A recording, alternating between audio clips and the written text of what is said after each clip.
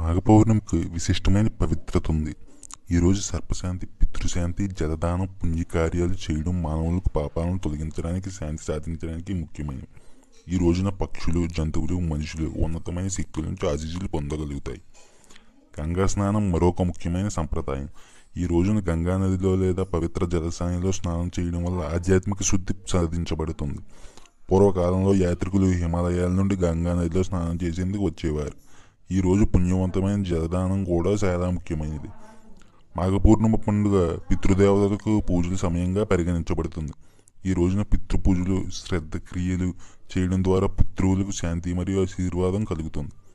ఈ రోజున స్నానం చేస్తే పూర్వజన్మ పాపాలు తొలగిపోతాయని నమ్మకం ఉంది. స్నానంతో పాటు దానాలు చేయడం, ఇతరులకు సహాయం చేయడం కూడా పవిత్రమైన కార్యంగా భావించబడుతుంది. మాఘ పౌర్ణమి యొక్క ఆధ్యాత్మిక ప్రయోజనాలు: పాపాలు తొలగిపోవడం, మంచి కర్మ సిద్ధి, శాంతి మరియు ఆనందం, కుటుంబ సభ్యుల కలహాలు తగ్గడం, భక్తి మార్గంలో పురోగతి.